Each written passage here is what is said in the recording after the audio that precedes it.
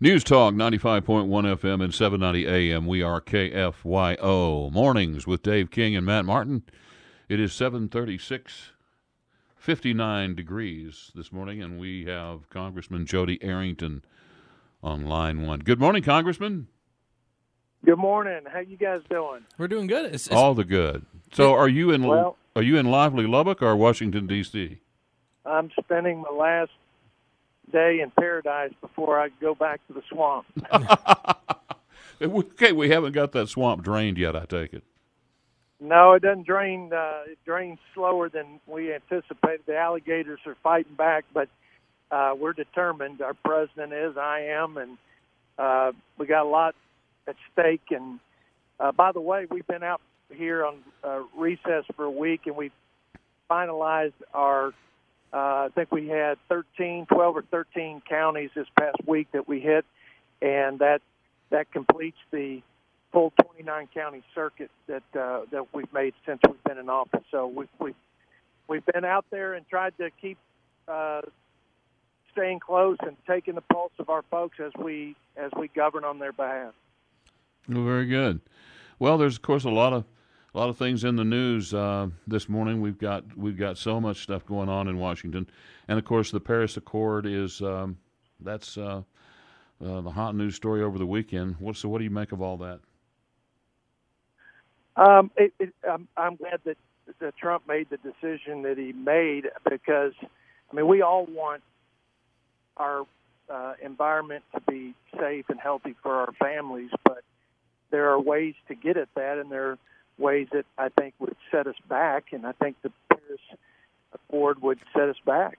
And I think that Trump looked at it and his team, Mr. Pruitt over at EPA and others, and just had that one test: is this going to be good for the American economy and American families? And the answer is it would cost us hundreds of thousands of jobs and possibly trillions of dollars to our economy. And now, Congressman, the left is saying just the opposite. Yeah. Well, I expect them to say the opposite. And, look, there are people that have reached the conclusion that that not just that the Earth's surface is warming, but that it's caused by carbon emissions, is that it's man-made, and that we're going to have an apocalyptic outcome if we don't do something. But that's been talked about in the late 19th century about ice age. We've had coolings. We've had fears of polar ice melts. And this is not new. And it doesn't mean that we shouldn't look at ways to improve the environment and be good stewards of it. But you've got to look at this as something that you're balancing economic development interest. You're looking at our freedom, and you're looking at ways in which we do it that will support both of those, and not just more international treaty mandates and more EPA mandates. So there's a better way to me to get at cleaner air and cleaner water, and it's not through Paris agreements and more EPA mandates. I think the model needs to be completely and wholly restructured, and I can get into that if you want. But the main thing is, I think this would have cost more than it actually had any benefit, and it didn't hold China and others accountable, which I think we've reduced our carbon footprint by some 18% in the last several years, and China has increased theirs 60%. And so we don't need a further uneven the playing field for American producers, our farmers and ranchers, and our steel manufacturers, et cetera. Yeah, and Congressman, that's my big thing is I don't think the United States should be in any type of accord with countries that are not showing that they've already started this process. I mean, it seems like to me that they're going to continue to harm us by them doing whatever they want to do. So, well, that's right. And then countries like India would be getting I can't remember the number. I think it's well over $1 trillion. It's like $2,000 per Indian, and in terms of subsidy from this global international climate change fund, it just to me makes no sense. I'm really upset that President Obama usurped the process for ratifying that or getting Congress's approval, but it doesn't surprise me because, I mean, that's what he did with the Clean Power Plan, among other many things that he's done to, run the process. And my understanding is it takes a few years to get out of this deal, which I hope that's not the case, but I heard they wired it that way so that they could, they foresaw a Republican administration that might not think this was a great idea for our country. Yeah. Well, Congressman, hold on through this break, if you would, and we'll be back and talk with you. We'll talk with you more on the other side of this break. You got it. Okay? News Talk 95.1 FM and 790 AM. We are KFYO Mornings here with Dave King and Matt Martin, and we're back talking with Congressman Jodey Arrington. Congressman, I did have a question. I know that y'all are working on some changes to Dodd-Frank. Do you know what kind of changes they're looking at making and how that's really going to affect everyone else moving outward? You bet. So Dodd-Frank, we talk about the regulatory activism and the burden that we put some $2 trillion in cumulative effect on our economy, which is a big part of our economic reforms.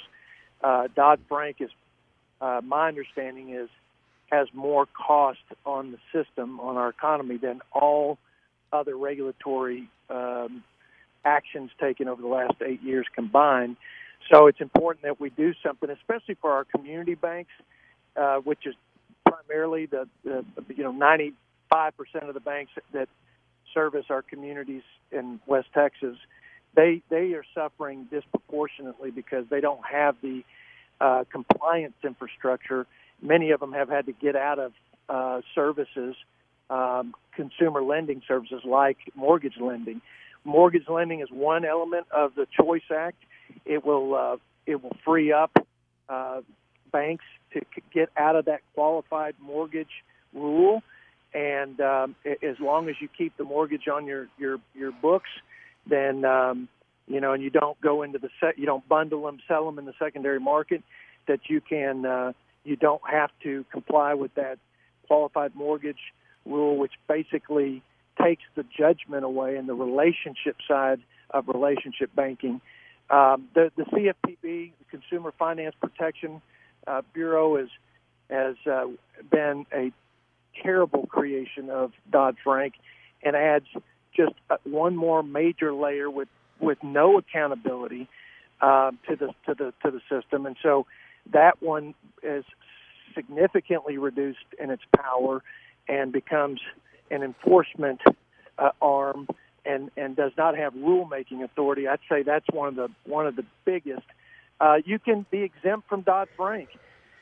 For example, if you, in the Choice Act, if you hold more capital for your bank, 10%, if you can get to the 10% threshold and reduce your risk by holding more capital, you can be exempt from Dodd-Frank major rules and regulations. So those are three of the big ones.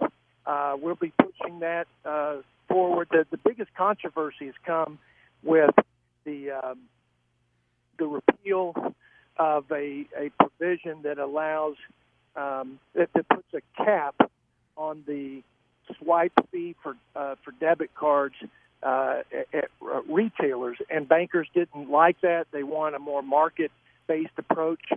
Let it float wherever the market suggests it ought to be in terms of the fee.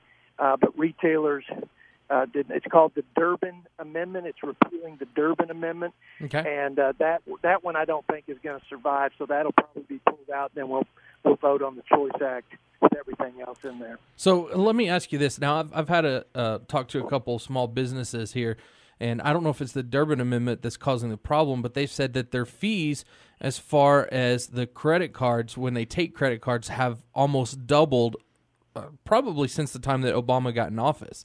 And when you're looking at everybody going to credit cards, that's a big chunk out of their money every year. So is the repeal that we're looking at going to help that at all, or is it just kind of, it is what it is? Yeah, it will.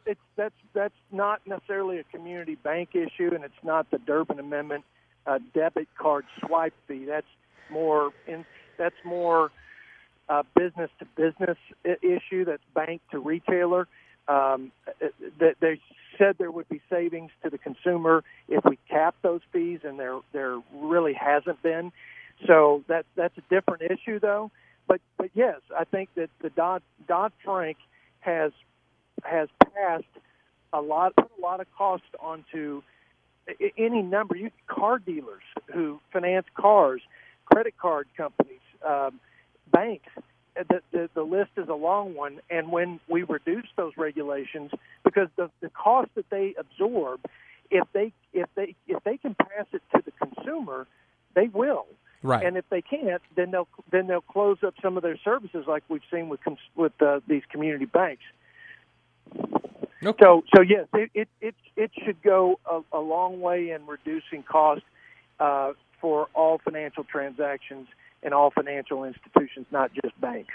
Okay, and how close are the Republicans to getting a tax reform together there in the House? Well, we're just starting the process, like we initiated earlier this year for health care reform.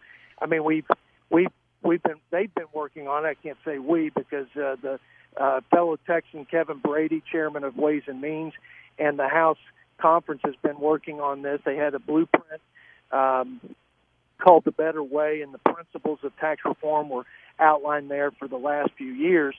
But now we're having to debate it, and the president has put his proposal forward, and they're about 85%, comparable. And so we've got to negotiate around the edges between our president and then within our conference. But you've still got health care reform over in the Senate. If the Senate doesn't do something with the American Health Care Act and repeal Obamacare and send that legislation back to conference and ultimately to the president's desk, it will stall tax reform. So there is a domino effect that has to happen with health care, and I'm hopeful that the Senate has to act with the same urgency we did in the House, and in about 100 days, we sent a 126-page, not thousands of pages like Obamacare, but 126-page repeal and repair of our health care system to the Senate for their action. So we need to put appropriate pressure on the Senate, and the president does as well, to get action there so we can get to tax reform and other big issues. Congressman, that about wraps it up. We are out of time and heading for a break. Just quickly, in 10 seconds, what do you think? What are you anticipating on the Comey testimony this Thursday? Boy, I tell you what, I can't anticipate it. I don't see anything there that's going to incriminate our president. I think this has been very politicized. I'm going to let the committees, the intelligence committees, the oversight committees. Thank you, Congressman. We got to run, and we'll be looking forward to talking to you next week, too. Thank you, guys. Bye-bye. All right, bye-bye. We'll be back.